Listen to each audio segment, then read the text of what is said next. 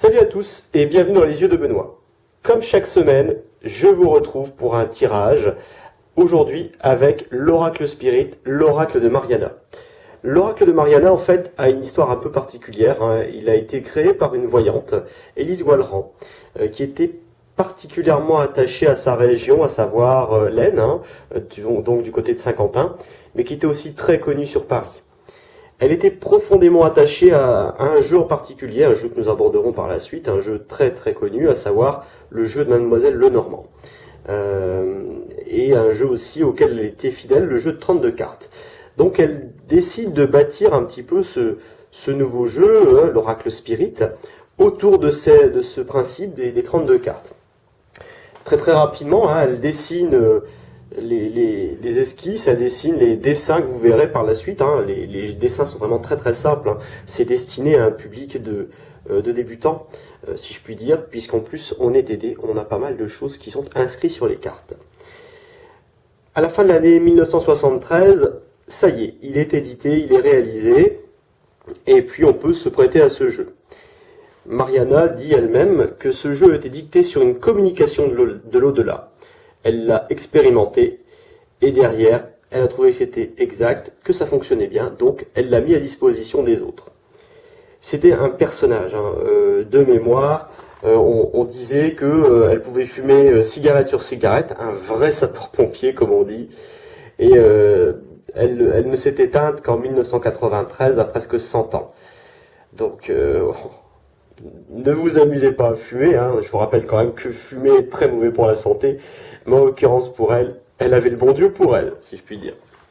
Alors, je vous propose comme à chaque fois de réaliser un tirage. Donc là, choisissez bien entre la carte numéro 1, 2 ou 3. Prenez le temps, d'accord. Laissez-vous aller, laissez-vous entraîner vers la carte qui vous intéresse le plus, qui vous attire le plus. Je vous laisse pendant 1 minute et je vous retrouve après. À tout de suite.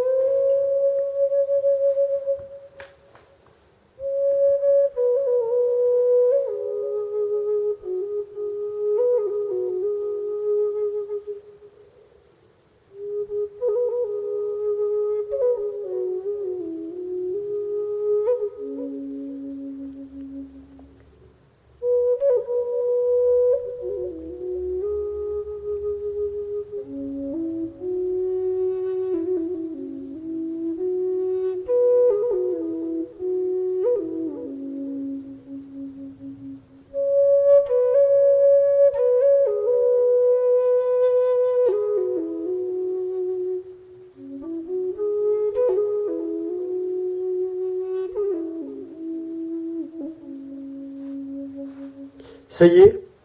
Bien détendu? Allez, c'est parti.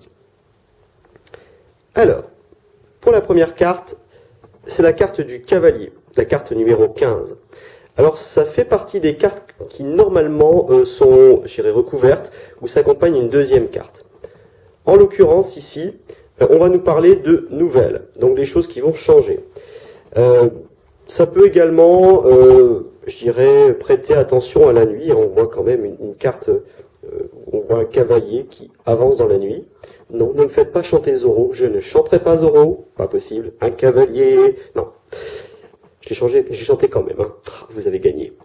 Alors, ça annonce généralement côté santé quelques difficultés, une maladie qui peut, vous prendre. Moi, je suis encore assez pris du nez, comme vous pouvez le remarquer, même après 1 semaine. C'est peut-être ma carte. Ça peut être aussi quelque chose d'inattendu. Vous pourriez très bien avoir des nouvelles intéressantes par rapport au boulot, par rapport à vos sentiments. Une personne dont vous n'attendiez plus forcément de nouvelles qui pourrait se manifester. Soyez quand même prudent, quoi que ce soit.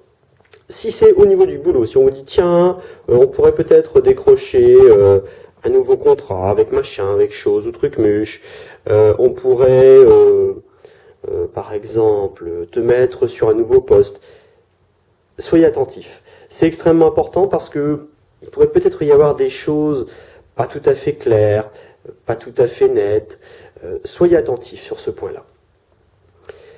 Côté, je dirais, amour, par contre, sentiment, vous pourriez recevoir vraiment un petit mot, quelque chose qui pourrait vous toucher. Ça pourrait être une bonne chose, ça pourrait être un déclic, le retour éventuellement de quelqu'un. Vous pourriez également vous marier. Ça pourrait être un mariage, je dirais, intéressant, bien sûr, d'un point de vue sentimental, mais aussi d'un point de vue matériel. Il ne faut pas se le cacher. De toute manière, prenez les choses du bon côté. La dernière fois, vous aviez une carte assez difficile dans le jeu de tarot que j'avais tiré. Pensez toujours, comment est-ce que je peux limiter les soucis qui vont se poser à moi. Là, on parle de mort, on parle de maladie, de nouvelles inattendues. Bon, organisez-vous pour que tout se passe au mieux. Et après, le reste, de toute manière, c'est parce que vous devez le vivre que vous l'avez en face de vous. Donc, on prend le temps. La deuxième carte.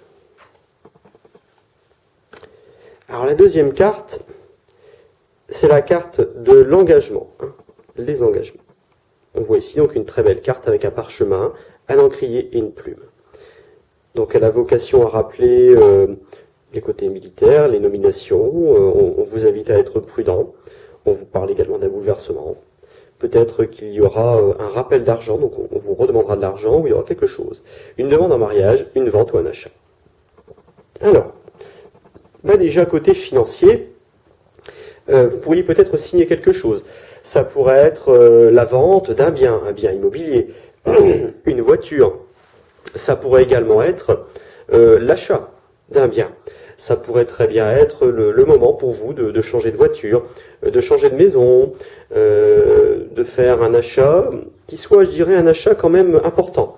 Attention, ça peut être aussi des achats plus simples, mais qui vont nécessiter, vous verrez, un petit papier à signer, quelque chose à griffonner. Ça peut être une facture que vous allez recevoir pour une télé ou je ne sais quoi. Côté sentiment, là encore, là on monte d'un cran. Je dirais tout à l'heure on avait un amour qui commençait à arriver, une lettre. Et bien là c'est carrément une demande en mariage. Bon, alors s'il y en a un qui se marie, je serais bien sûr très heureux pour lui. Ça peut être le début d'une vie à deux, ça peut être quelque chose d'assez romantique.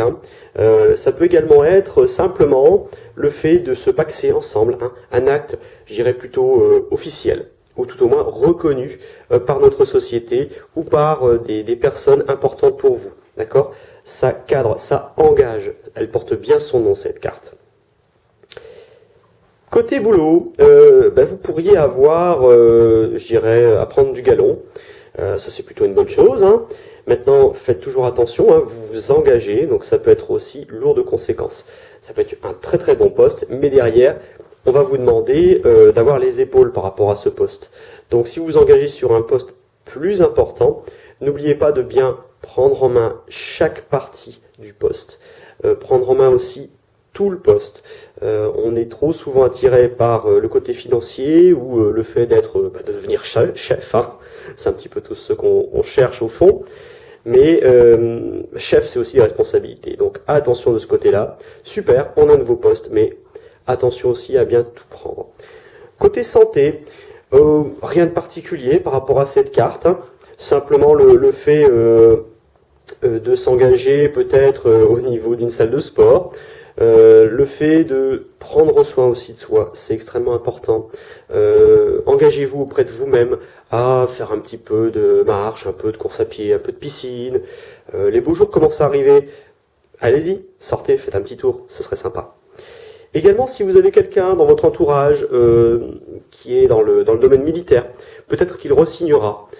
Par rapport à ça, c'est important de bien faire attention à lui. Parce qu'il va s'engager, donc c'est une très très belle chose, c'est noble. Ne lui mettez pas non plus tout un poids sur la tête, laissez-le aller, mais demandez-lui simplement en échange d'être prudent. C'est tout ce qu'on peut dire là-dessus. Voilà pour la deuxième carte. La troisième. Alors la troisième, c'est la rose, c'est la carte numéro 8, avec une belle fleur, toute simple. Comme je vous l'ai dit, ce sont vraiment des cartes simples qui s'accompagnent d'un nom, d'un numéro, pour ceux qui seraient éventuellement portés sur la numérologie, d'une photo, d'un petit dessin, dessinée par Élise Wallerand. Et en dessous, d'un ensemble, je dirais, de numéros qui peuvent s'allier ensemble, hein. Ça permet de faire des coupes quelque part. Donc avec ça, on pourra dire que avec la 22, il y a réussite d'affaires. Avec la 11, il y a une affection durable et sincère. Avec la 12, une fausse amitié. Dans tous les cas, la rose, c'est quelque chose de plutôt pas mal. Côté affaires, on va dire que vous réussissez. Il y a vraiment des bonnes choses, hein. Il y a du nouveau par rapport à ça. Donc, surtout, ne soyez pas déçus par rapport à ce qui peut se passer. C'est une très bonne chose qui est en train d'arriver. Pensez seulement que c'est un début, d'accord? Vos affaires sont en pleine réussite, il y a beaucoup de bonnes choses, mais c'est un début. Ce sera à vous de continuer à alimenter cette belle entreprise. Côté affection, amitié, c'est plutôt une bonne chose là aussi. Vos amitiés sont florissantes, tout comme vos amours. Si vous faites, je dirais, partie des gens qui sont en couple aujourd'hui, eh bien tout se passe bien. Si par contre vous êtes seul, c'est peut-être le début d'une amour ou alors d'un amour, le début d'une affection plutôt jolie. Prenez-en soin, parce que c'est délicat. C'est comme une rose, ça peut être très très beau, mais attention, les roses ont aussi des épines, donc prenez le temps, ne brutalisez pas les choses, ça peut être vraiment quelque chose de très très beau cette semaine. Côté santé, c'est également une très bonne chose, hein, si vous étiez là embarrassé avec un petit truc, une petite maladie, un rhume, une petite gastro, ça va s'arranger, ça va aller mieux. On va vers une amélioration quel qu'il soit. Quelque chose d'un peu plus lourd, là aussi, on va vers une amélioration. Donc les nouvelles côté santé sont très très très très bonnes. Là aussi, hein, il est question de mariage ou de liaison heureuse. Donc n'oubliez pas, hein, d'un point de vue financier aussi, hein, on voit satisfaction d'argent, bien sûr. La rose, ça vous apportera un plein contentement cette semaine.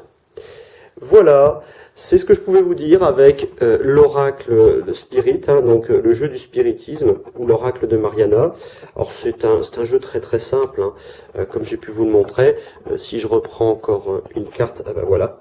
Alors ça c'est la carte du consultant, donc ça représente l'homme, en l'occurrence. Vous voyez que c'est très très très très simple, hein. Ça s'adresse vraiment à un public amateur qui a simplement envie de tirer les cartes pour lui. Voilà, j'espère que ce jeu vous aura plu, j'espère qu'il vous aura donné envie de vous y mettre progressivement, hein. Très bientôt, je vous promets, je vous ferai un petit cadeau. Je termine une vidéo sur le tarot et son histoire, donc j'espère vous revoir très bientôt. Allez, gros bisous et très bonne semaine à tous. Salut!